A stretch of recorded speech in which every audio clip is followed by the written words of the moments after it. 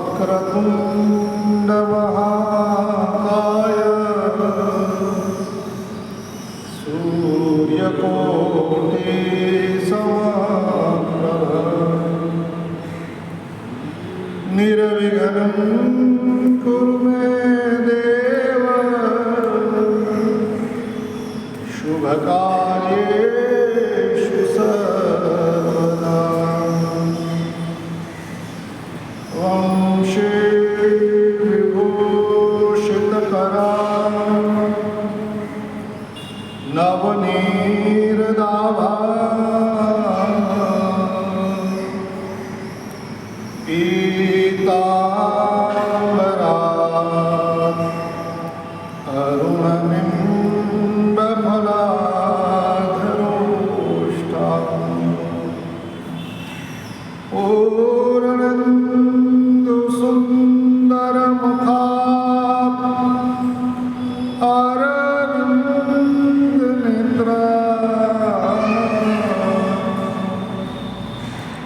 कृष्णात् परं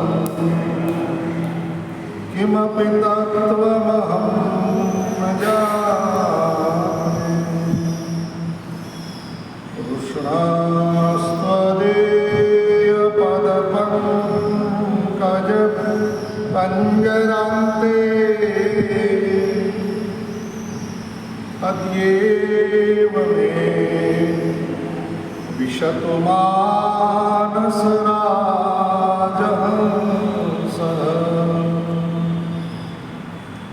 रामप्रयाणसमये कफवातपित्तैः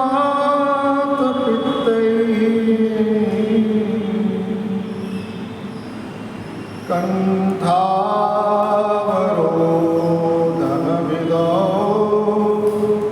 स्मरणं कुतस्ते। श्रीद्वारकेश भगवन् भुवनैकवन्द्य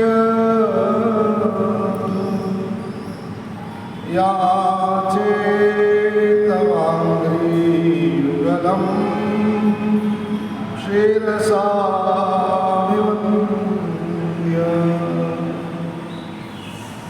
संसारतापपरितप्तमिदं मनो मे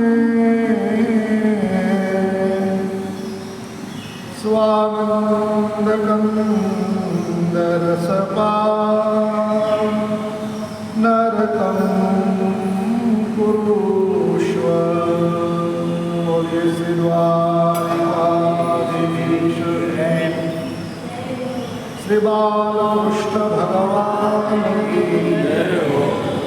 श्री रामचंद्र भगवान की जय हो। श्री सद्गुरु भगवान की जय हो। ओम नमः पार्वती पतये हर हर महादेव। हरे राम राम राम हरे हरे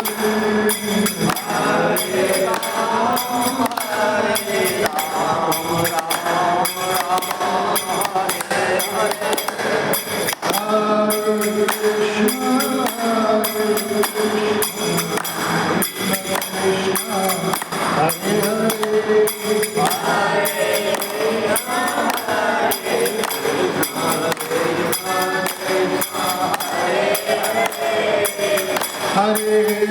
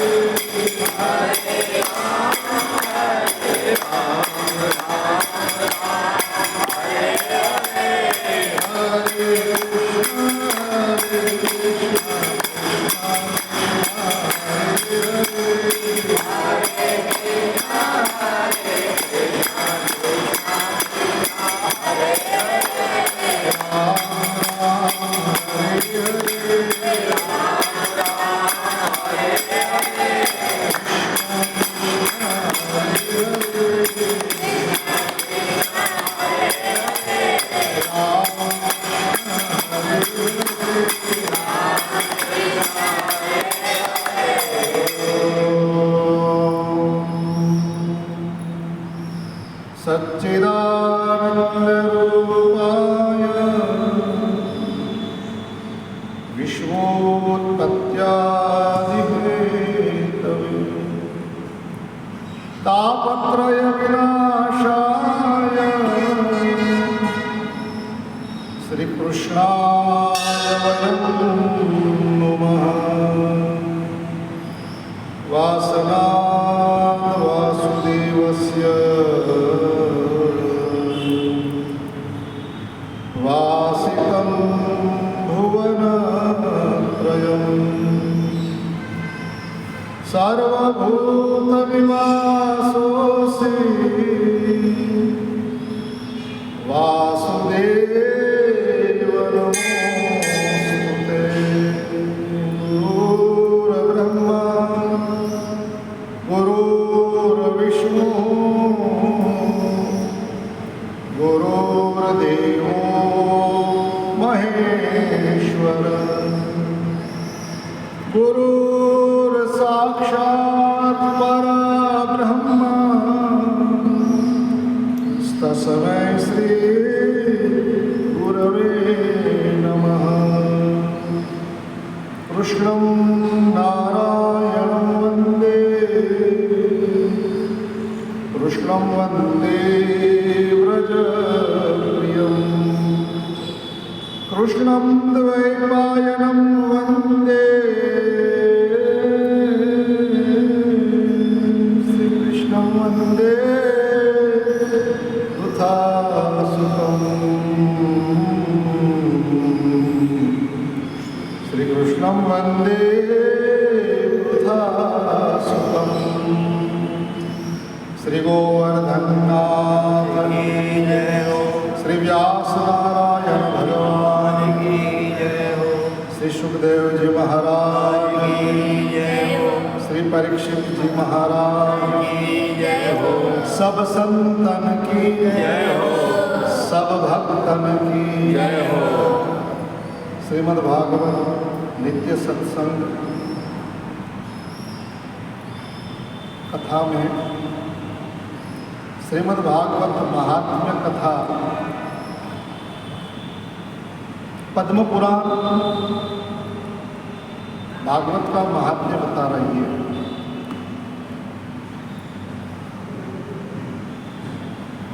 भागवत का महत्व, भागवत की महत्ता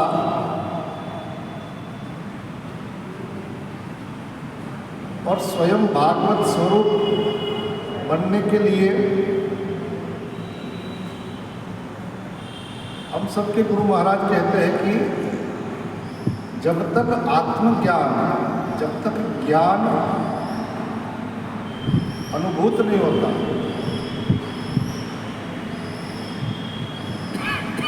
पहले स्वयं का ज्ञान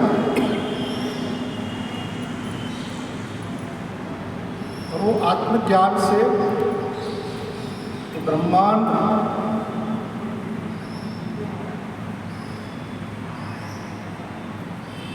और ब्रह्मांड से ब्रह्मा और ब्रह्मा से ब्रह्म। तो जब तक हमारी ब्रह्मा यानी बुद्धि, जब तक हमारी बुद्धि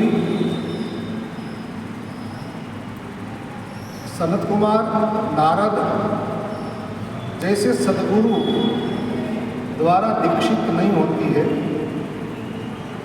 तब तक हम पूरी दुनिया का चाहे कितना भी हम ज्ञान जानकारी ले लें, रख लें,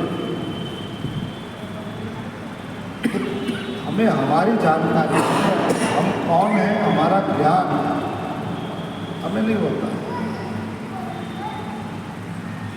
और वो ज्ञान जब हो जाएगा तब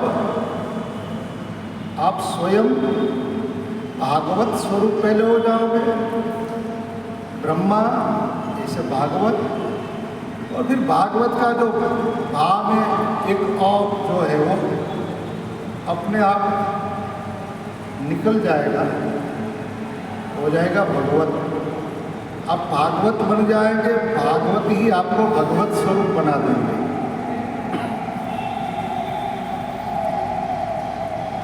ये पद्म पुराण भागवत का महात्म्य सुनाते हैं। कल हमने सुना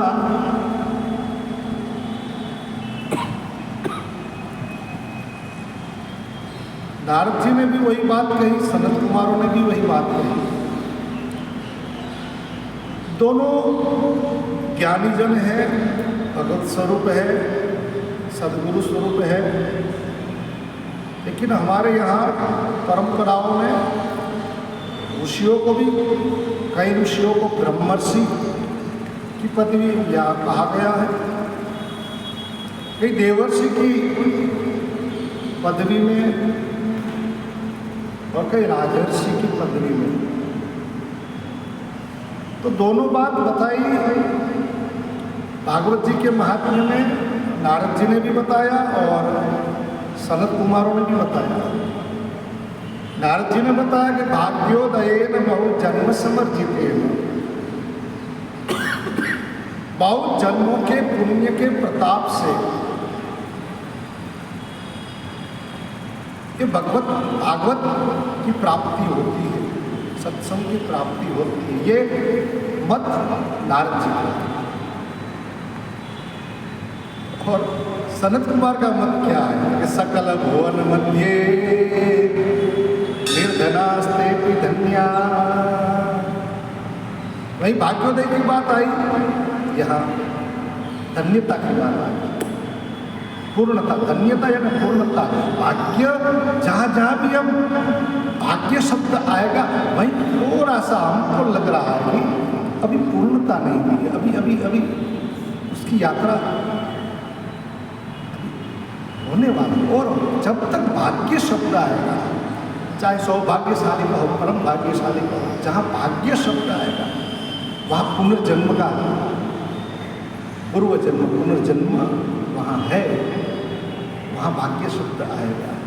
अब जब भाग्य शब्द को आप मिटा देंगे, भाग, जो भाग, बड़े भाग, और उस भाग मेरा भाग लाओ भाई, मेरा भाग कहाँ है। जब तक भाग के पीछे भागोगे तब तक भगना हो, भगना ही नहीं, भटकना नहीं।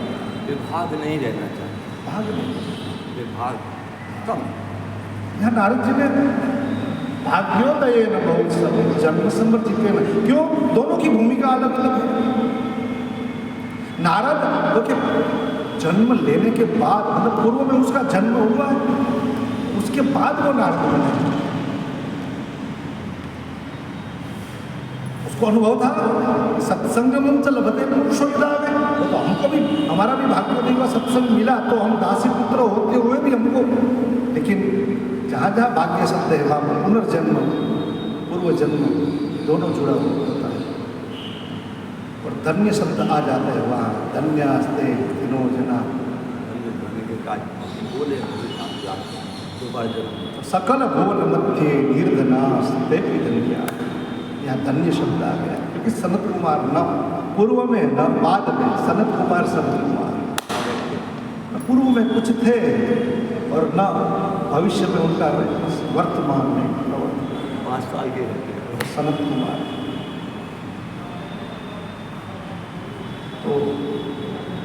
तो चारों एक ही है, ऐसे हम अलग अलग कहते हैं, सनत कुमार चारों एक ही, धर्म, अर्थ, काम और मोक्ष चारों तो एक नहीं है, समान। चारों पुरुषार्थ है, और पुरुषार्थ जब खत्म हो जाता है तो अपने आप भाग्य मिल गया। जब तक हम पुरुषार्थ में पसीना बहाएंगे तब तक वो भाग्य छोड़ेगा नहीं पीछे।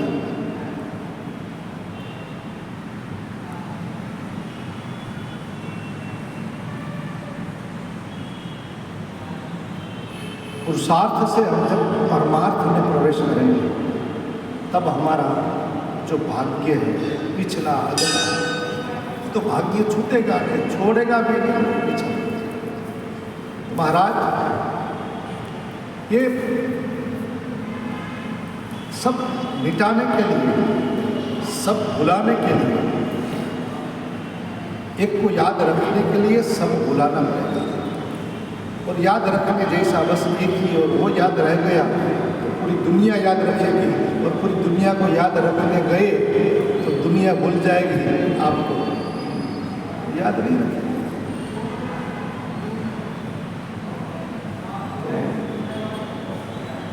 और इसलिए यहाँ भागवत दोनों कक्षा के ऋषि नारद जी ने भी भागवत का महात्म्य और सनत कुमारों ने भी कहा जीवन का भी महात्म्य यही है कि अब हम कई जन्मों में पुरुषार्थ करते करते कई भाग्य को भोग के आए हैं, कई भाग्य को संचित करके भविष्य में उनको भोगने के लिए अब वो संचित है। अभी वर्तमान में जो हम पुरुषार्थ करते कुछ न कुछ कामना के कारण कर्म बंधन में, या कर्म संचित कब होता है? जब तक आप फल की अपेक्षा रख के बैठे हो, जब तक आप सकाम कर्म कर रहे हो, जब तक आपके कर्म में सकामता भरी है, तब तक वो कर्म आपको छोड़ेगा नहीं। और निष्काम कर्म तो करना ही पड़ेगा, कोई भी हो चाहे, पुण्यशाली हो या पापी हो चाहे। नहीं कश्चित क्षणमपि जातु तिष्ठत्य कर्मकृत। भगवद गीता कहती है कि एक क्षण भी कोई भी व्यक्ति कर्म किए बिना रह नहीं सकता है, स्थिर नहीं रहता, कब कुछ न कुछ तो उस कर्म को यदि सद्भाव में हम परिवर्तित करते, कर्म प्लस सद्भाव, यदि सद्भाव उसमें मिश्रित हो गया, कर्म प्लस सद्भाव, तो महापुरुष कहते हैं उसका मतलब बराबर पूजा, आपकी पूजा हो जाती है, वही कर्म पूजा हो जाती है। आखिर हम पूजा करते हैं हमारे इष्ट को प्रसन्न करने के लिए, तो हमारे इष्ट को प्रिय क्या है? हमारे इष्ट को प्रिय क्या है? यदि उनको हम प्रिय करना चाहते हैं, हम उनको प्रिय करना चाहते हैं, तो वो कब प्रिय हमको, मतलब हमको तो प्रिय है, लेकिन बात तो तब बनेगी कि उनको हम प्रिय लगने लगेंगे। तो उनको हम प्रिय कब लगेंगे? उनको जो प्रिय है वो हम जब हमारे जीवन में, हमारे कार्य में, हमारे पुरुषार्थ में वो हम जोड़ देंगे, तो फिर वो बोल देंगे इष्टोसी में तू मुझे प्रिय है, अब मुझे प्रिय लगता है। हम बोले तब तक बात नहीं बनेगी, जब वो बोलने लगे तब बात बने। तो आप बोल रहे हैं तो आपका इष्ट जरूर बोलेगा। नात्र संशय, यहाँ जो हर एक बातों में ऋषियों ने हमको बताया है कि ये नात्र संशय का मतलब क्या है हमारे लिए स्पष्टता नहीं, मतलब ये कहीं ऐसा नहीं है कि भाई वहाँ कुछ संशय जैसा है इसलिए तो संशय नहीं। नात्र संशय मतलब पक्का है, तेरे मन में कुछ जो भ्रमणा है वो भ्रमणा यहाँ नहीं प्रकट करना, नहीं तो तू भटक जाएगा। इसलिए नात्र संशय ये शब्द सावधान तया सुनो, सावधान, ये सब है हमारे लिए। लेकिन हमने मतलब हमारे मन में या जिनको हमने इष्ट बनाए, प्रिय बनाए, अब और कोई तो कहने आए नहीं। हम कहते हैं हमको शहर द्वारकाधीश प्रिय है, द्वारकाधीश को का प्रिय है, क्या प्रिय है उसको, मतलब वो वहाँ पूछो, वहाँ आप संशोधन करो। द्वारकाधीश आपको प्रिय है, वो आपको तो प्रिय लग रहा है, लेकिन तो कभी 56 भोग भगवान द्वारकाधीश को हमारे वहाँ महाराज महीने में 2 महीने में या कभी कभी तो त्योहारों में तो 2-2 3-3 बार 56 भोग लगता है रोज, बाकी तो 13 भोग तो रोज। द्वारकाधीश को जो बचते हैं महाराज, द्वारकाधीश का जिसने प्रसाद पा लिया उसको 13वीं की जरूरत नहीं है, 13वीं में प्रसाद बांटने की जरूरत, उसका 13वीं हो गई। तो महाराज द्वारकाधीश 56 का आंक आप गिनेंगे तो 5 + 6 = 11। 5 कर्मेंद्रिय, 5 ज्ञानेंद्रिय और 11वां जो मन है वो द्वारकाधीश कहते हैं कि मैं ही हूँ। और कोई भगवान ने ये सब विराट विभूति में, उद्धव गीता में भी कृष्ण विराट विभूति का वर्णन करते हैं, इसी तरह श्रीमद् भगवद गीता में कृष्ण ही विराट विभूति की बात करी है। स्वयं राम ने भी विराट विभूति की बात, मैं ये हूँ ऐसा नहीं बताया है। हाँ, विराट विभूति का दर्शन मंदोदरी ने जरूर कराया है रावण को। विराट राम कौन है? पद पाताल शीश अजधामा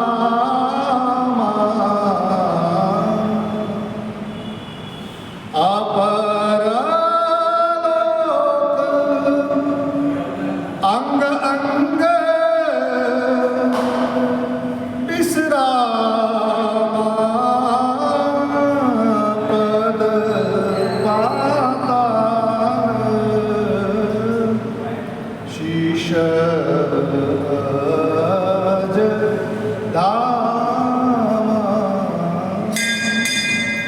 लेकिन राम जी ने कई पूरी रामायण में इतनी रामायण है, कोई रामायण नहीं। हाँ, कोई ऋषियों ने भाव प्रकट किया है कि राम परब्रह्म है, परमात्मा। लेकिन राम जी कृष्ण में जैसे कहा कि मैं ये हूँ, ये जगत मैं हूँ, ये जगत मेरा है, हमें वांशो जीव लोगों के जीवभूत सनातन।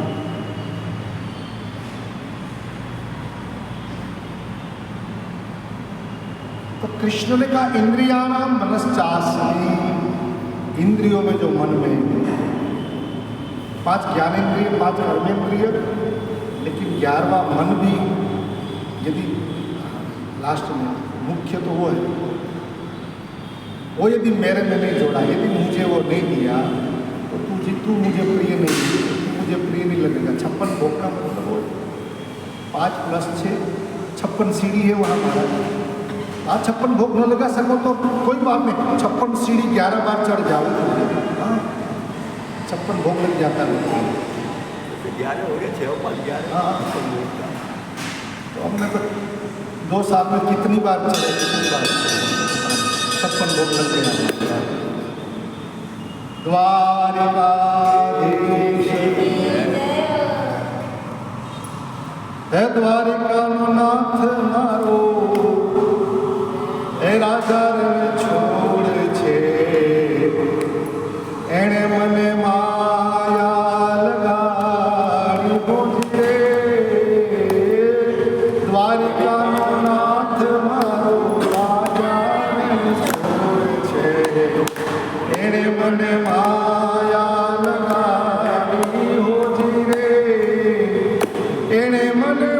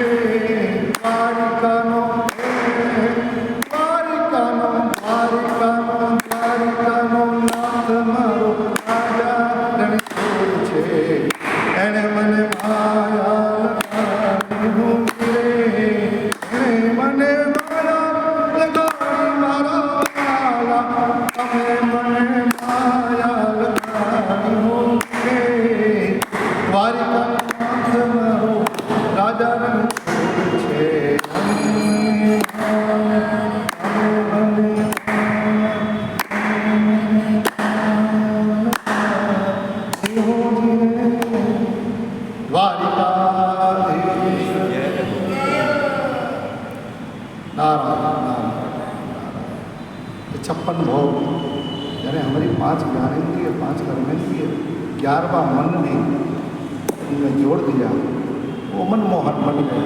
मोहन तो है ही, लेकिन हमारा मन जब जुड़ जाता है तब उसको कहते हैं मनमोहन।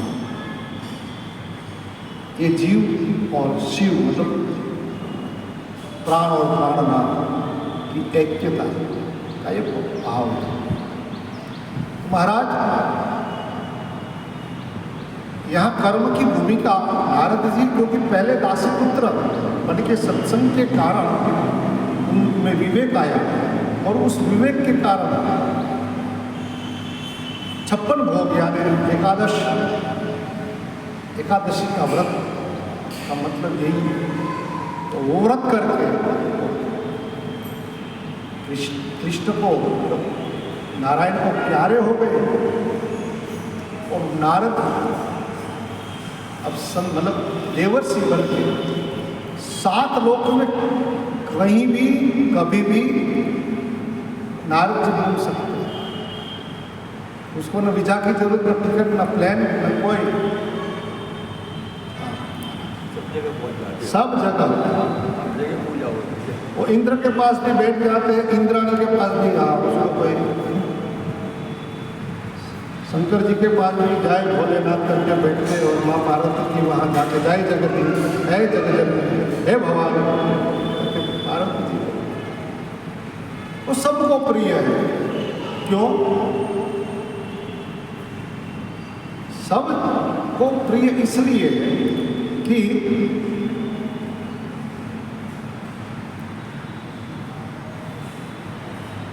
जो पूरा जगत जिनको प्रिय लगता है उनको प्रिय बना लिया। सब मम प्रिय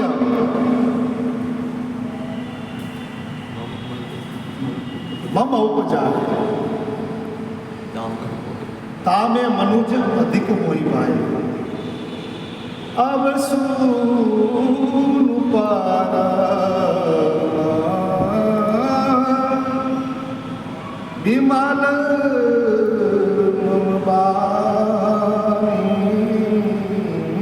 सत्य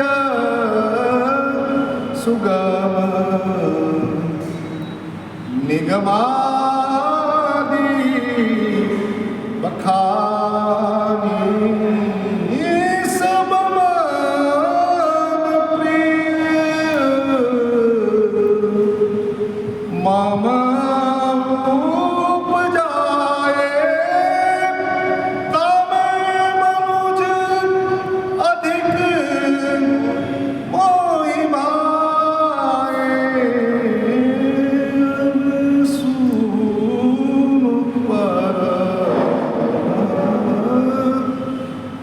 सब मम प्रिय। भगवान को सब प्रिय है, वो जिनको प्रिय हो गया है। ऐसे नारद मतलब ऐसे संत जो है वो सब जगह विचरण कर सकता है। वो स्वयंभू है, वो स्वतंत्र है, कहीं भी प्रकट हो सकता है। उसमें आश्चर्य की बात ही नहीं। तो ये नारद जी की भूमिका है। सकल भाग्योदय बहुजन समर्जित है। और सनत कुमार की भूमिका वो है कि वहाँ नारायणाय की समर्पयामि, जो भी कुछ है सब पहले से ही नारायण को समर्पित कर चुका है। या तो पहले अपने खाते में लिया और बाद में ट्रांसफर किया। जब जब समझ आई है ऐसा हुआ तब हमने ट्रांसफर किया। या भय आया भय के कारण, या लोभ आया तो लोभ के कारण नारायण आदि समर्पयामि, बाकी तो सब अपने खाते में।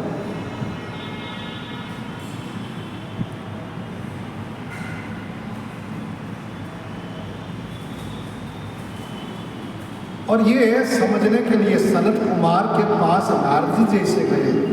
नारद जी परिपूर्णता के लिए अभी तक भाग्य में पड़े हैं। और भाग्यो अरे उद्योगिनम पुरुष सिंह पैद्य लक्ष्मी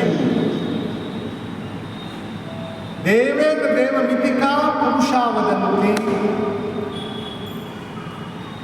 ऋषि कहता है कि उद्योगिनम पुरुष सिंहम पेति लक्ष्मी, लक्ष्मी शब्द है, धनम संपत्ति नहीं। उद्योगिनम पुरुष सिंहम उपैति लक्ष्मी, जो पुरुषार्थ करता है उनको, और कैसा पुरुषार्थ, तो कहते हैं कि सिंह जैसा, शेर जैसा, सिंह जैसा। हमने सुना है कि हिरण जो दौड़ता है, उनकी दौड़, हिरण की दौड़ से आधी दौड़ सिंह की होती है। हमने सुना है हिरण की दौड़ तेज होती है शेर से, लेकिन फिर भी शेर हिरण को पकड़ लेता है।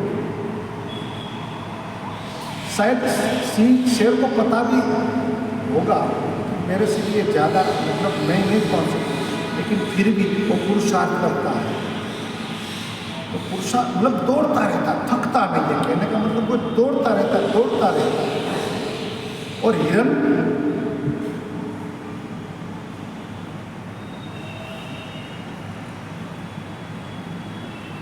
एक तो हिरण में भय है, दौड़ता तो है लेकिन अंदर भय भरा है। तो जिनके जो काम करते हैं, दौड़ है, यात्रा, उस यात्रा में यदि किंचित मात्र भय है तो भी आपकी यात्रा सफल नहीं होगी, मतलब कहीं ना कहीं टूटी रह जाएगी। तो ये हिरण को भय है, तो भय के कारण भले गति भगवान ने दी, शेर से जगत ज़्यादा गति दी, लेकिन एक तो भय के कारण गति थोड़ी, और दूसरा अब शेर रुकता नहीं है, लगातार मतलब दौड़ा, तो यहाँ गति भी थोड़ी रुम यानी विलम्ब मतलब हो गई है, कम हो गई है। और दूसरा वो अभी पीछा नहीं छोड़ा है, उसके कारण फिर क्या होता है, फिर अपने आप छोड़ देता है कि अब, और इसके कारण सिंह जो है ना सफल हो जाता है। तो शेर मतलब राजा है, मतलब कोई भय नहीं है। क्यों? जो कर्म करने जा रहा है वो सही कर रहा है, उसमें कोई, अब हम देखेंगे कि भाई ये सिंह कर रहा है, वो सही कर रहा है। पहली बात तो है कि शेर को जब तक भूख नहीं लगती है ना, तब तक सामने गाय भैंस या मतलब अपना खुराक, हिरण बोले चारा चल रहा है, देखेगा जब कड़ी भूख लगती है तब कोई हिरण में कोई नहीं मिलता, मतलब नहीं दिखता है ना, तो भी वो जाते हैं वहाँ, दौड़ता है। और सहज में एक व्यवस्था बनाई है भगवान ने उसकी प्रकृति में, इसलिए शेर पुरुषार्थ नहीं करेगा तब तक तो उसको सामने भले हिरण है, लेकिन वो बैठा बैठा ऐसा नक्की करे, भूख लगी है और सामने हिरण है और मुंह फाड़ के बैठ जाए, यदि भाग्य में होगा तो आ जाएगा, भाग्य में होगा तो आ जाएगा, आएगा नहीं आएगा। वो कहते हैं अजगर करे ना चाकरी, पंछी करे ना काम, दास मलुका कह गए सबके दाता राम। ये क्या है महाराज जी? अजगर करे न चाकरी, पंछी करे न काम, दास मूर्ख यूं कहे सबके दाता राम। ये कोई पुरुषार्थ नहीं कर रहा है, लेकिन वो बात सही है, मेरी बात सही है, लेकिन दोनों बात सही है। ये अपनी जगह सब समझ में धीरे धीरे आता है महाराज। अब महाराज इसलिए वो अजगर है, इसलिए वो हम ये तीनों जो बताए, अजगर करे न चाकरी, पंछी करे न काम, दो ये तो पहले तो उनको पूछा जाए कि आपको जो शरीर मिला है तो आप मौज में हो, आपको आनंद है इसमें? पहले तो वो कहेंगे नहीं भाई। दूसरा, भगवान ने भले कर्म के कारण शायद मिला है ये योनि उसकी, हम देखेंगे इसमें अजगर कौन बना, अजगर की भी योनि आएगी, आगे बैठा है वहाँ सो कई आइए प्रमाण। तो यहाँ कहने का मतलब वो है कि पुरुषार्थ तो वो भी कर रहा है। आएगा भाई ना। पंछी भी सुबह उठते ही अपने समय पे उड़ जाता है, कोई नहीं जगह, उठते ही वो अपना उड़ के जहाँ जहाँ पे जो अनाज था, लेकिन वो अनाज पकाने नहीं गया है, वो अनाज बोया नहीं, न खाद डाला, न कोई, लेकिन फिर भी उनको मिल जाता है। लेकिन यदि हमको कहा जाए कि तुमको पंछी बनाओ तो बनाओ है, मजा है ये जीवन। मनुष्य जीवन की जिम्मेदारी ज़्यादा है। जितना जितना लोग जो जितने जितने बड़े होते हैं उसकी जिम्मेदारी हम देखते हैं कि सही में इसको मज़ा है, लेकिन मज़ा तो है, आसान काम हो जाता है उसके लिए। तो महाराज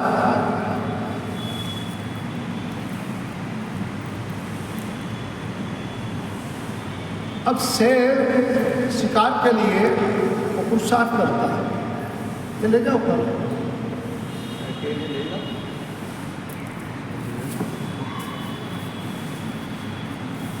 अरे उधर चला सकते हैं। हाँ तो चढ़ाओ हमारा चढ़ाओ।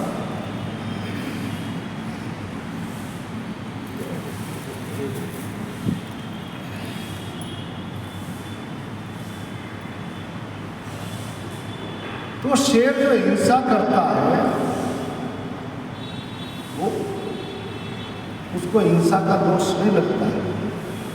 क्यों? कि भगवान ने ये व्यवस्था बनाई है उनके लिए, ये सब व्यवस्था बनाई है, इसलिए वो भूख लगी है खाना खा ले तो कोई टेंशन नहीं। कई लोग तो कहते हैं कि शेर को क्या कुछ लगता है तो हम भी मार के खाए नहीं। शेर के पास हमारे पास रसोई घर है, पत्नी है, सब राशन है, बुद्धि भी है, गैस का चूल्हा है, सब कुछ। लेकिन जब भूख लगती है तो हम ऑर्डर देते हैं ना, भाई पाव भाजी बनाओ, पूछे क्या बनाओ, पाव भाजी बनाओ। तो वहाँ शेरनी थोड़ी पूछती है शेर को आप क्या बनाओ। और शायद मान लो कि शेर कहे कि पाव भाजी बनाओ तो कहाँ से वो बनाएगा? कहाँ वो व्यवस्था नहीं। हमारे यहाँ ये व्यवस्था है, तो हमको वो अनुसार हमको करना चाहिए। उनकी व्यवस्था कुदरत ने वो बनाई है, तो वो हिसाब कुदरत के पर छोड़ दो। तो हिरन का हिसाब नहीं और शेर का हिसाब नहीं, उनमें हम ज़्यादा मजा। तो क्योंकि हमारे डोंगरे जी महाराज कहते थे कि आप जिसका चिंतन ज़्यादा करते हो, ऐसा मन, आपका विचार ऐसा फिर धीरे धीरे धीरे धीरे आप भी ऐसे हो जाओ। ये मौत का तो कोई, मृत्यु का तो कोई भरोसा है नहीं महाराज। और जो ज़्यादा चिंतन चलता है, मान लो कि उस जिस क्षण आपका जो चिंतन ज़्यादा चलता है तो उसी क्षण यदि मौत आ गई, तो हमारा भगवत गीता, हमारा भागवत कहता है कि यम यम भावन स्मरण, मतलब जो भाव स्मरण करके त्यक्त्वा कलेवरम, ये शरीर जो छोड़ता है, तम तमेवाप्नोति, वही शरीर उनको प्राप्त होता है।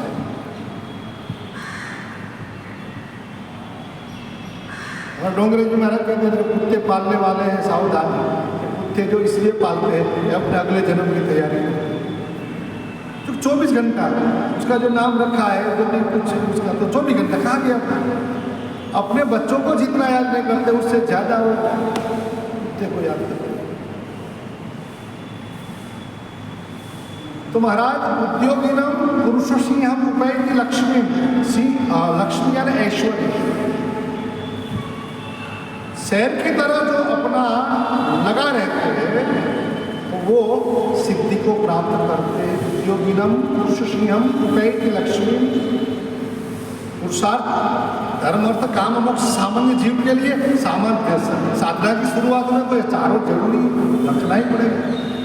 और वो जब सिद्ध हो जाता है, निकल जाता है, फिर ये जरूरी।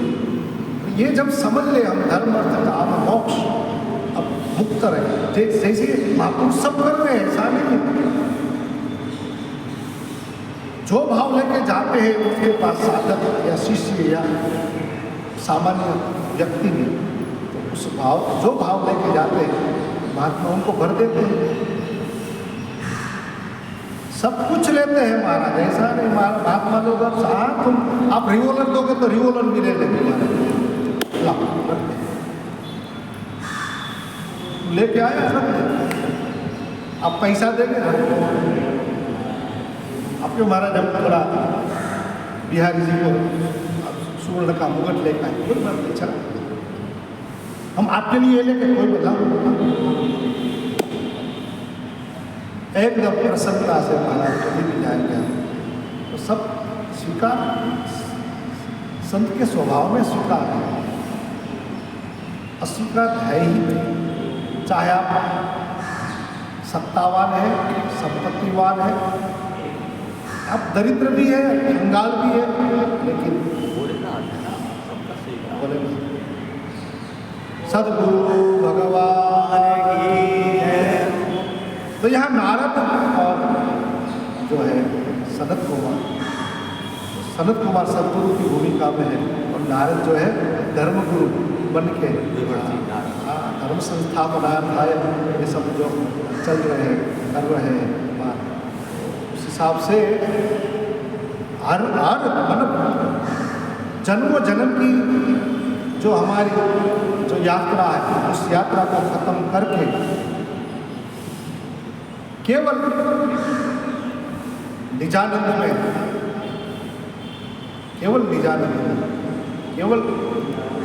में तो ले जाने वाले वो नारद हैं।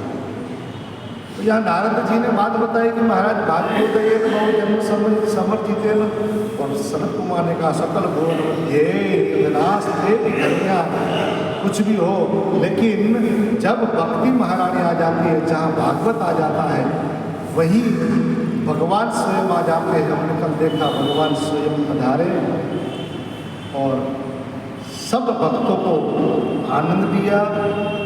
साथ में भगवान के साथ में कौन होता है? क्योंकि भक्त होते जो मुक्त भक्त हो चुके हैं, ऐसे सत्संग करते करते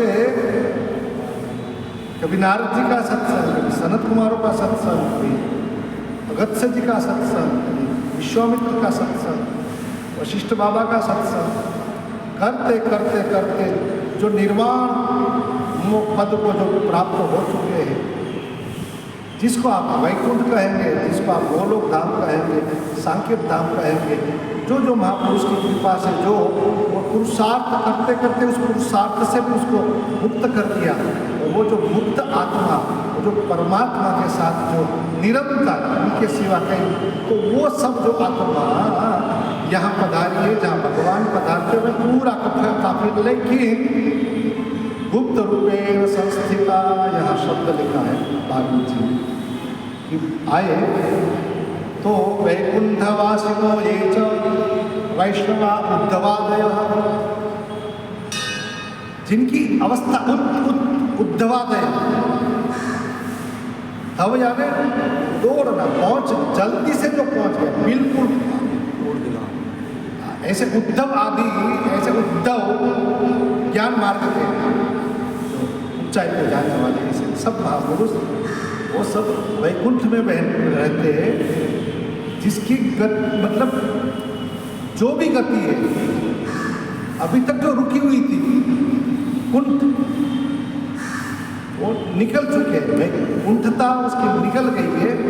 किसके कारण? कंठ के कारण।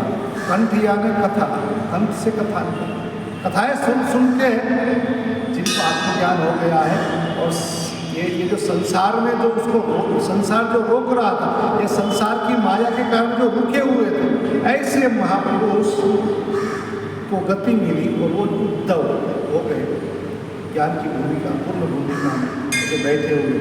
वो महापुरुष भी जहाँ भगवान, जैसे भगवान निकले कहाँ कि जहाँ कथा हो रही थी वहाँ सनत कुमार की सभा में, तो ये सब लोग कहे कि हम भी आएंगे महाराज, क्योंकि वहाँ कुछ काम नहीं है यारों में, तो महाराज यहाँ रह के जाए, चलो हम काम में लगेंगे, आपके साथ आएंगे, थोड़ी आपकी महिमा बढ़ेगी। अब अकेले भाई आपको सब महान कहते हैं, लेकिन महान कब कहेंगे? महान मतलब राजा की सवारी के राजा अकेला थोड़ा निकल सकता है, पूरी उसकी सेना होती, पूरा उसका काफिला होता है, रथ घोड़ा, आगे 2-3 घोड़ा होता है, पीछे ऐसे मतलब पूरा ऐसा हम सब यहाँ सब महापुरुष जो थे तो आए कैसे? तत्कथा श्रवणार्थम ते गूढ़ रूपेण संस्थिता, एकदम गुप्त रूप में।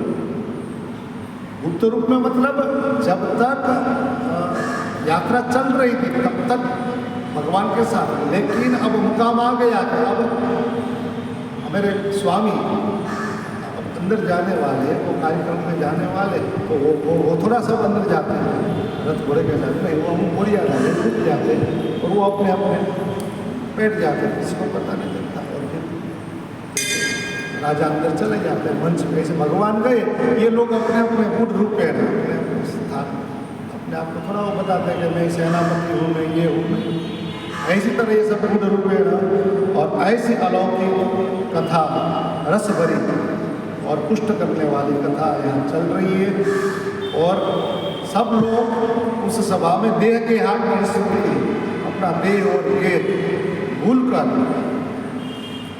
ये कथा सुन रहे। उस समय नारद जी खड़े हुए, दृष्ट्वा च तन्मयावस्था नारदः वाक्यम अब्रवीत्। नारद जी तो हाथ जोड़ के वाक्य बोले, वाक्य कहने लगे। क्या बोलते हैं, क्या कहते हैं? तो अलौकिकोऽयं महिमा मुनीश्वरः सप्ताहजन्योऽद्य विलोकितो मया।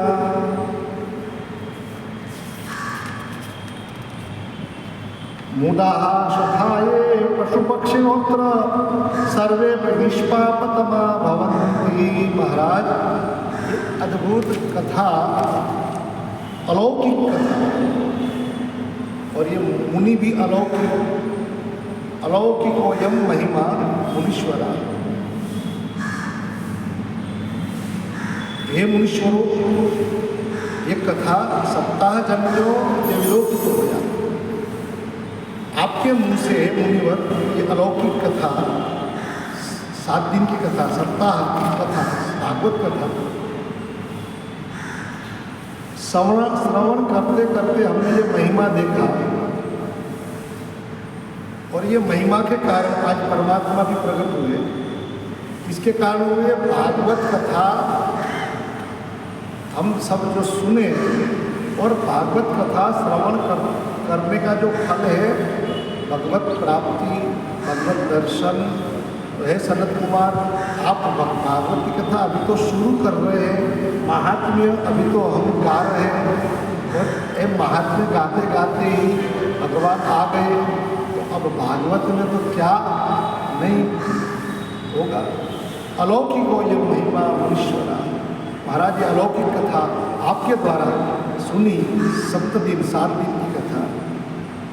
तो पहले बोले मूढ़ा शठाये पशु पक्षिणोत्र सर्वेपि निष्पापतमा भवन्ति। नारद है ना, इसलिए नारद जी कहते हैं कि महाराज, संसारी लोग जन्म मरण के चक्कर में चलने वाले, पाप पुण्य के चक्कर में चलने वाले, कभी पाप कभी पुण्य, कभी पुण्य कभी पाप।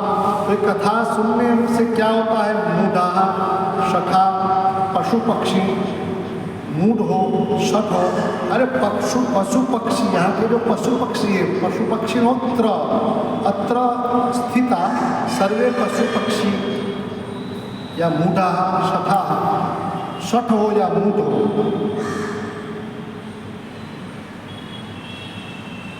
सब कुछ जानते हुए भी, सब कुछ जानते हुए भी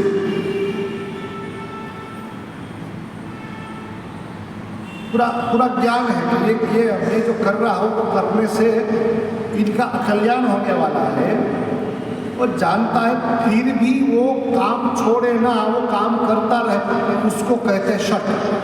मेरी भागवत की समझ, शठ कौन? यहाँ मूढ़ और शठ दोनों बात। तो खतरनाक मूढ़ से भी खतरनाक शठ है।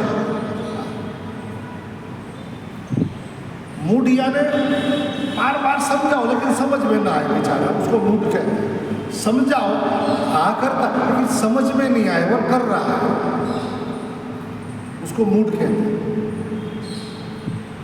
समझाओ उस बात में समझ गया, फिर भी बाहर जाके 10 मिनट वही करता रहता है, उसको मूढ़ कहते हैं। मूर्ख या मूढ़, मूढ़ है, मूढ़। लेकिन वो अच्छा है सठ से। सठ कौन है? पूरा समझ रहा है और बात भी वो छोड़ता नहीं है करना। वो जानता है कि ये करने से हमारा और दोनों का मतलब कल्याण नहीं है, और पूरा जानने के बाद कभी तो अनुभव भी कर चुका है, कभी थप्पड़ मतलब चाटा लग भी रहा था, लेकिन फिर भी नहीं छोड़ रहा, उसको शायद सठ बोला। और इस सठों के लिए सठ सन भिन्न इसलिए लगा ऐसे सठ हो। लेकिन ये सठ भी है हमारा, यहाँ तो ये बोलते हमारा भागवत रामायण तो शायद तुलसी कहते हैं कि सठ सन भिन्न, लेकिन यह हमारा भागवत मतलब नारद वहाँ से भी आगे कहता है कि मूढ़ा शठाए पशु पक्षी अत्र ये मूढ़ भी या सठ भी आ जाए महाराज ये भागवत कथा में, पशु पक्षी भी आ जाए तो सर्वे के निष्पापतमा भवन्ति। ये भागवत सर्वे के निष्पापतमा, कोई भी जो सब निष्पाप हो जाता है, मतलब फ्रेश हो जाता है। यहाँ आ जाए जैसे हमने गंगा में मतलब नदी में या मतलब जल से हमने स्नान कर लिया साबुन बाबू लेके, जैसे अभी फ्रेश हो गए। कोई सठी अगर कथा कर रहा हो तो कोई सठी अगर कथा कर रहा हो, कोई सठ कथा कर रहा हो तो क्या होगा महाराज जी उसका? सठ तो कथा करेगा ही नहीं महाराज जी कर रहे हैं ऐसा गुरु कृपा से हम कलयुग है, कलयुग के कारण कलयुग है तो कलयुग में कलयुग उनका ही है ना, सठों का ही तो है। सठों को आगे ले जाने वाला युग है वो कलयुग है, और शायद अभी हमको दिखते हो गई युग है और ज़्यादा है, ऐसे ज़्यादा है, देखा है ऐसे ज़्यादा है कलयुग के कारण। ऐसे युग धर्मों युग धर्म के कारण हो सकता है कि सठ लोग ही ज़्यादा ये सब औरों को उपदेश दे रहे हैं। बलराम जी महाराज ने ये किया, यात्री को स्वयं में नहीं। एक बार ऐसा भी कथा की बलराम जी महाराज ने सठ होकर के कथा कर रहा है यात्री को। हाँ तो सठों के लिए तो है महाराज। तो ये सठ है हठपूर्वक यदि कथा कर ली तो भी बलदेव महाराज ने उनको भी सठों ने यदि हट करके यदि कथा कर ली कलयुग की में, कलयुग के कारण कर रहे सठ तो सठता है महाराज। जो हमारे भागवत मतलब पुराणों में शास्त्रों में जो बताया है अधिकार जिनको विरक्तो वैष्णवो विप्रो, कौन कथा करने योग्य है? चाहे कोई इष्ट कथा हो, ऐसा नहीं कि भागवत कथा। वक्ता के लक्षण यहाँ बताए, वक्ता कौन हो सकता है? क्योंकि तो विरक्त तो सबसे पहली शर्त है, विरक्त तो फिर वैष्णवो, विरक्तो वैष्णवो विप्र,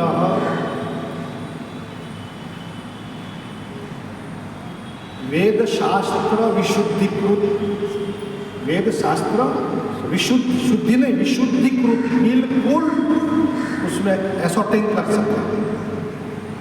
तो सब वेद शास्त्र में सब मिक्स है,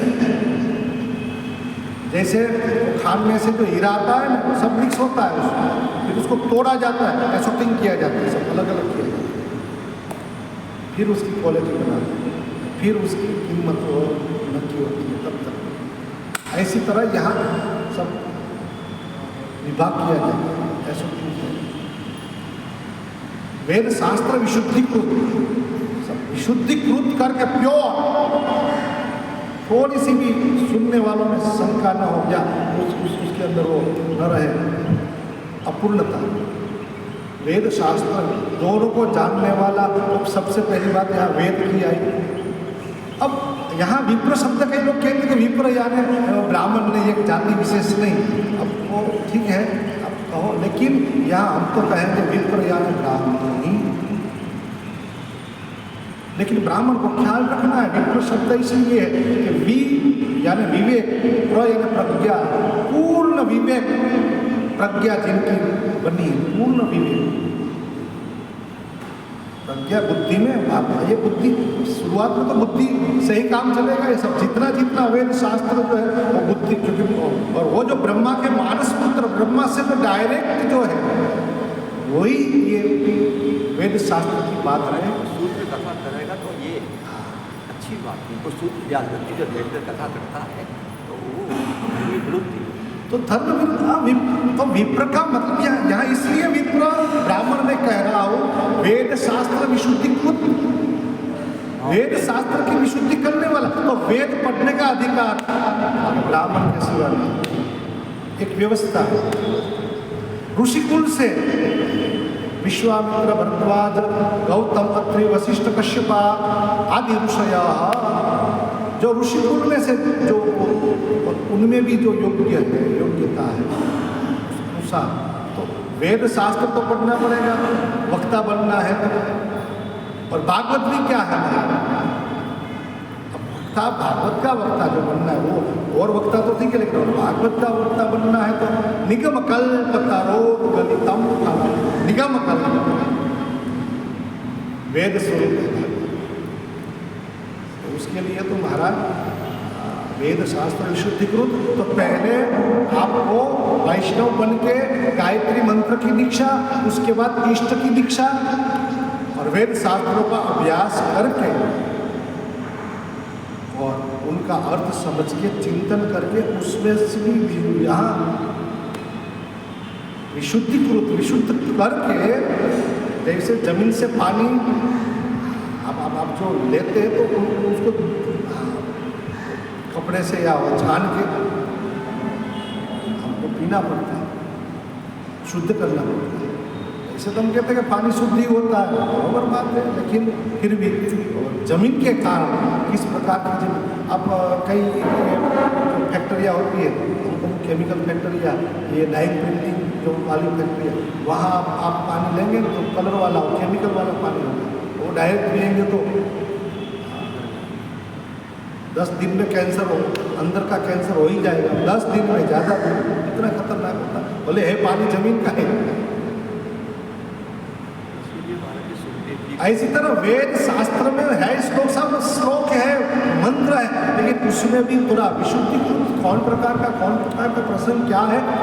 अब कई बार हम सुनते अहल्या जी का प्रसंग, कई वक्ता ऐसे ऐसे अंड का बंद करके सुनाते हैं तो और अव्यवस्था और असमंजस और अविवेक लोगों में आ जाता है और संसार राष्ट्र भ्रष्ट हो जाता है।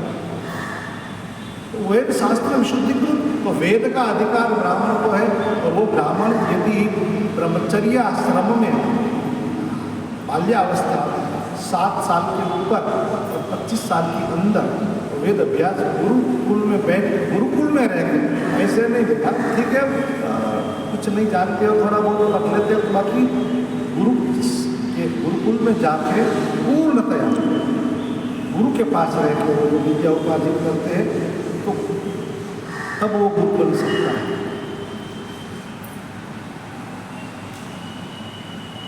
तो गुरु की जो पूरी दिनचर्या है, दिनचर्या के साथ हमको तब हम भी गुरु बन सकेंगे, नहीं तो नहीं बन पाएंगे।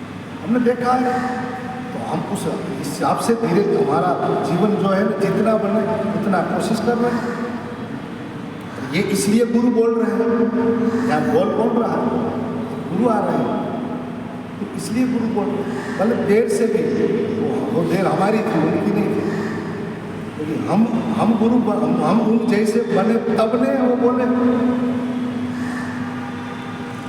वो तो चाहते हैं हर समय मेरे साथ ही रहते हैं, भगवान तो पीछे रहते हैं, गुरु तो आगे आगे चला जाने का, खड्डा है तो भी नहीं, कुछ भी है अपने आगे आगे।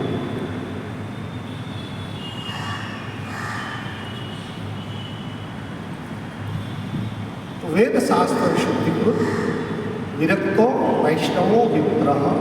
तो कभी कभी ये यहाँ जो अभी हमको दिखाई देता है कि 60 लोग भी आज उपदेश देने लगे, है भागवत में लिखा है नहीं, कलयुग में ऐसे ही शूद्र 60 ऐसे व्यासपीठ में बैठ के उपदेश करेंगे।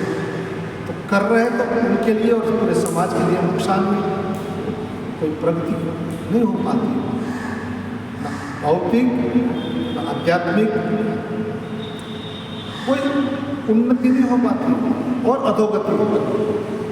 स्वयं की भी उसकी अधोगति होती है जो लोग। हाँ, बाकी ये बताया नारद जी ने कि महाराज यदि वो सुनेगा मूड और सट तो निष्पाप तमा भवंती, निष्पाप, क्योंकि भागवत तीर्थ स्थान, तीर्थों का भी तीर्थ है, तीर्थों का भी तीर्थ है। तो वो तीर्थ में बैठकर पाप धोया जाता है, पाप उपार्जित या पाप बनाया नहीं जाता है। ऋषि कहते हैं कि अन्य क्षेत्रे कृतम पापम तीर्थ क्षेत्र ही नश्यति। अन्य क्षेत्र में आप पाप करके जब तीर्थ क्षेत्र में जाते हो तो तीर्थ क्षेत्र में वो विनाश हो जाता है, पूरा मिट जाता है। लेकिन तीर्थ क्षेत्रे कृतम पापम वज्रलेपो भविष्यति। तीर्थ क्षेत्र में जाके चाहे भागवत कथा हो, राम कथा हो, वो तीर्थ वहाँ तीर्थ बन जाता है। और तीर्थ क्षेत्र में जाके बैठ के यदि आप पाप निष्पाप होना है, उससे दूसरी जगह आप वहाँ पापी बनते हो, पाप करते हो, वो तो वज्रलेपो भविष्यति, वो तो स्वयं को ही भोग, इसका कोई प्रायश्चित नहीं है, मतलब इसका कोई प्रायश्चित ही नहीं। जो ये हमारे भागवत में है 28 प्रकार का जो नरक बताए, उसमें ये ऐसे जो सत है जानबूझकर भी और खास करके वेद पुराण के साथ जो मुश्किल करता है, वेद पुराण को भी जो ऐसा अपवित्र करते हैं, तो उनकी गति क्या है, वो ये नरक में।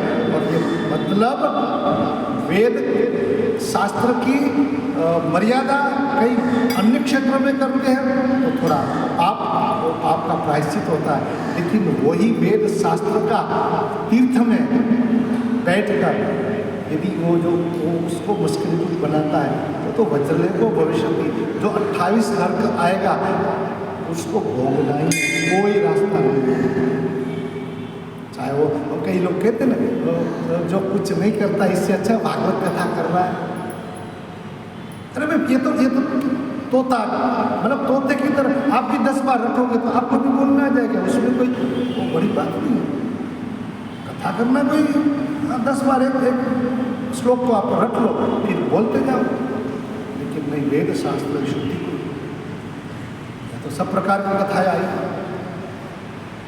अहल्या की कथा को भी आपको न्याय देना पड़ेगा। यहाँ माँ देवहूति की कथा भी आएगी, यहाँ तो माँ सती भवानी की कथा भी आएगी। एक एक सतियों की एक एक जो उनकी जो कक्षा है उन अनुसार आपको बोलना है। लेकिन जो सती उनकी जो कक्षा है न नीची हो जाए न ऊपर हो जाए, फिर भी समतल रहे। लीला अलग अलग है सब सतियों की या सब परमात्मा सब अवतारों की, सब लीला सब कार्य आपको अलग अलग दिखेंगे, लेकिन उनकी जो महानता है या उनकी जो प्रभुता है वो बनी रहे, सब बनी रहे। कृष्ण भी, वराह भी, मत्स्य भी, मोहिनी भी, राम भी, परशुराम भी, बलराम भी, सब बना है। ऐसे नहीं बाकी तो बलराम के बारे में वारुणी मदिराम पितवा भागवत में लिखा है। कौन सी मदिरा का भी प्रकार है हमारा, ऐसा नहीं है। हाँ, मदिरा का वारुणी मदिराम पितवा, वरुण द्वारा जो बनाई हुई है वारुणी, वरुण यानी देव। हाँ, वो भी है बलराम है 24 घंटा नशे में। वो वारुणी मदिरा तो उनका वो क्या होता है, जल से उसका संबंध है, वरुण द्वारा संबंध है। अर्थ हो गया, लोग आप क्या समझेंगे इस बात को? दारू पिया हमने कह दिया बलराम जी है महाराज, तो वही तो वेद शास्त्र में शुद्धि गुरु।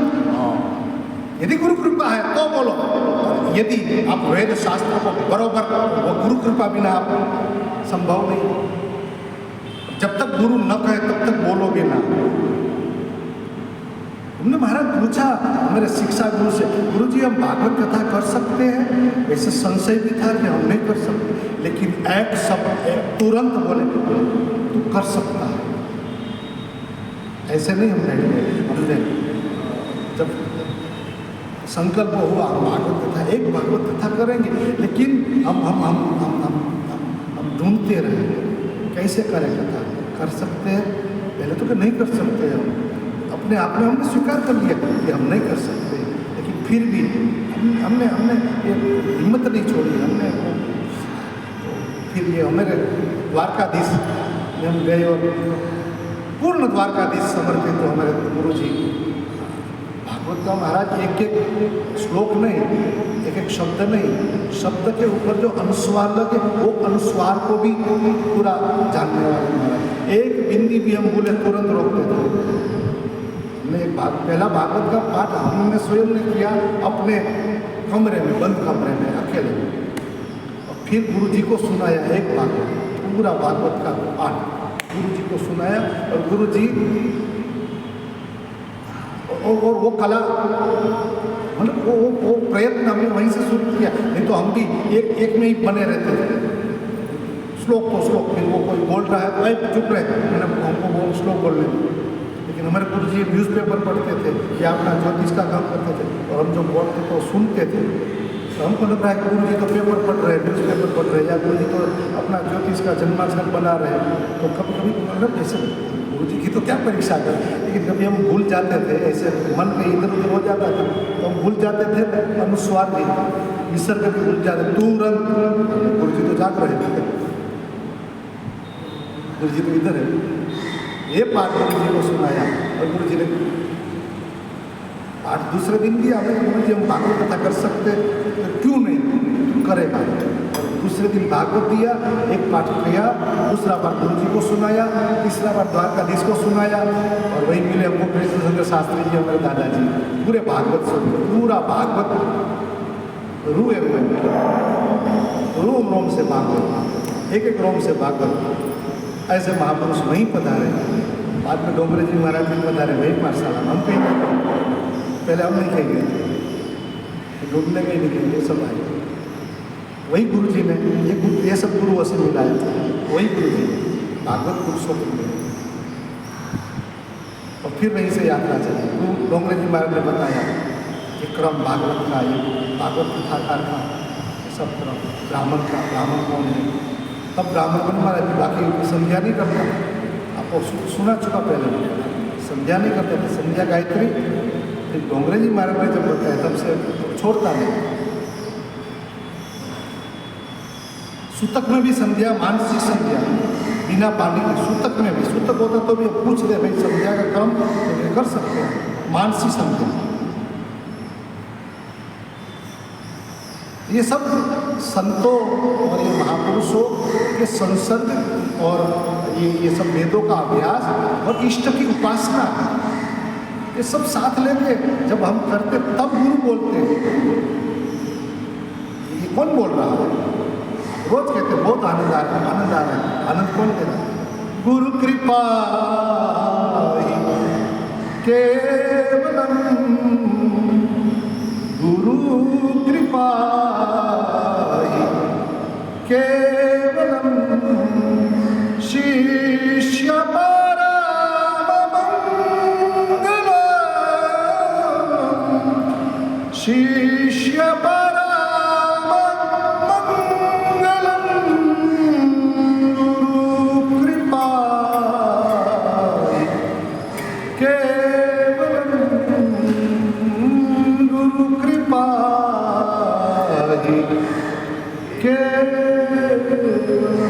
अवधूत चिंतन।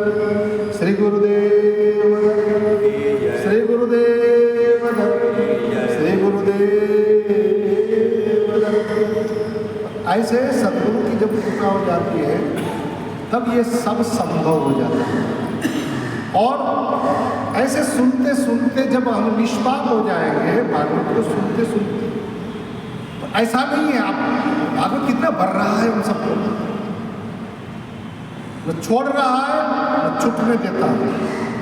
छोड़ भी नहीं रहा है कि नहीं जाओ तुम्हारा काम नहीं, कैसा भी मूढ़ा सखाए पशु पक्षियोत्र, यहाँ आने वाले मूढ़ भी, अरे शठ भी क्यों न हो, अरे पशुता में जीने वाला भी, पशु पक्षी कोई भी जो आता है महाराज, निष्पापतमा भवन्ति, महाराज जो निष्पाप हो जाता है।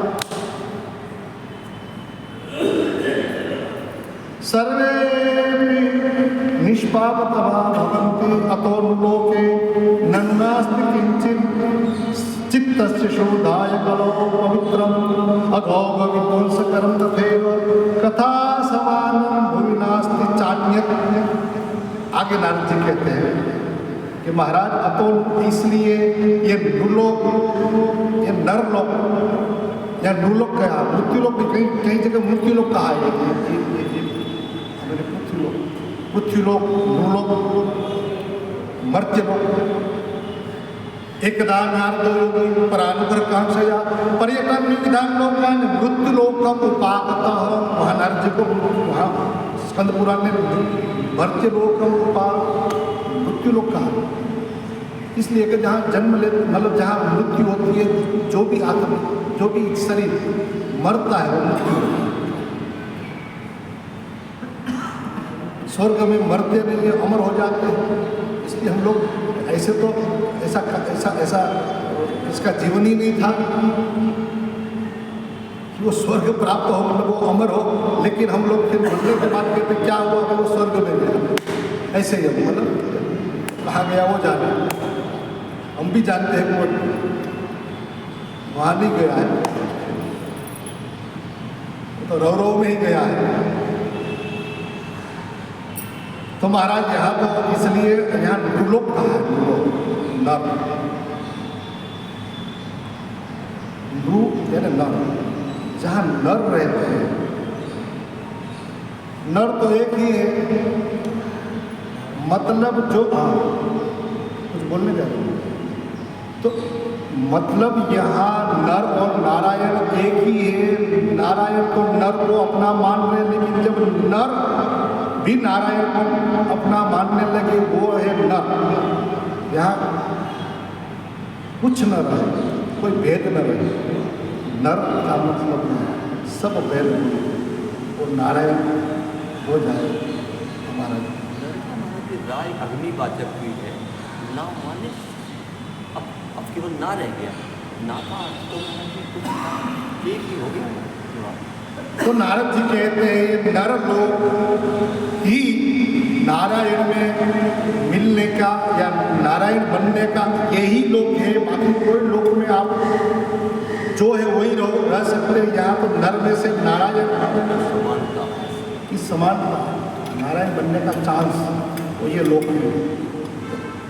तो अब ना बनी तो अतोपि देवा इच्छन्ति जन्म भारत भूतले। इसलिए देवता लोग भी भारत भूमि में, न अमेरिका में न कनाडा में, देवताओं भारत भूमि में मनुष्य जीवन हमको मिले महाराज भारत भूमि में, और देवता लोग भी इच्छते हैं। तो अतो लोके नरुनास्ति किंचित् चित्तस्य शोधाय कलो पवित्रम्। तथा स्थितस्य शोधाय करो पवित्र अघोघ विध्वंसकरं तथैव कथा समानं भुवि नास्ति चान्यत्। इसलिए ये नृलोक में, नरलोक में और कोई साधन नहीं है। ननु नास्ति किंचित् चित्तस्य शोधाय करो पवित्र। इस कलयुग में चित्त को पवित्र करने वाला और कोई साधन, चित्त को स्थित करने वाला और कोई साधन कलयुग में नहीं है। और अघोघ विध्वंसकरं तथैव, उसी समय जब कथा सुनने बैठ जाते अघोघ महापाप, अघोघ महापाप को भी उसी समय विध्वंसकरं, ध्वंस नहीं, विध्वंस कर देते हैं, विध्वंसन करम। तो कथा समानम भूमि नास्ति चान्य, कथा के समान ये भूमि पर और कोई अन्य साधन नहीं है। कलयुग में साधन और नहीं या कभी तो महाराज ये भागवत है। नारद जी भी अब रोक नहीं पाए अपने आप को और भागवत का महात्म्य बताते हुए कहते महाराज ये भागवत है। अब आगे कहते कुमारों को महाराज मैं तो इतना जानता हूँ, लेकिन अब आप आगे आप पीठाधीश है, इसलिए मैं तो श्रोता बन के आपसे प्रश्न करता हूँ महाराज। ये मेरा भाव बताया, लेकिन अब आप बताओ के विशुद्ध्यन्ति वदन्तु मह्यम सप्ताह यज्ञेन कथामयेन कृपालुभिर्लोकहितं विचार्य सप्ताह प्रकाशित कोऽपि नवीन मार्गः। महाराज के विशुद्ध्यन्ति वदन्तु मह्यम, मैं जो बताया महाराज मेरा भाव बताया, लेकिन अब आप बताओ कि और कौन कौन विशुद्ध हो जाता है। अब बताओ कि सप्ताह यज्ञ से और कौन कौन विशुद्ध हो सकता है, इसलिए हम पर कृपा करो।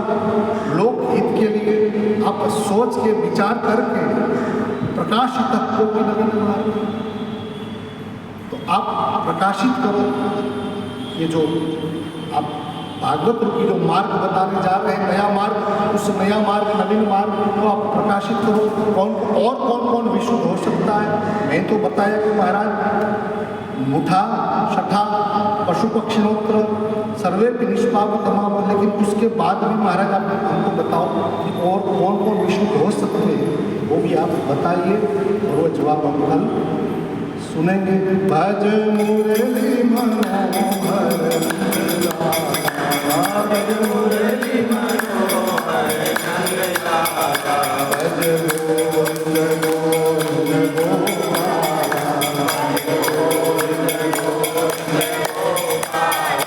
भज मुरली मनोहर मुरली मनोहर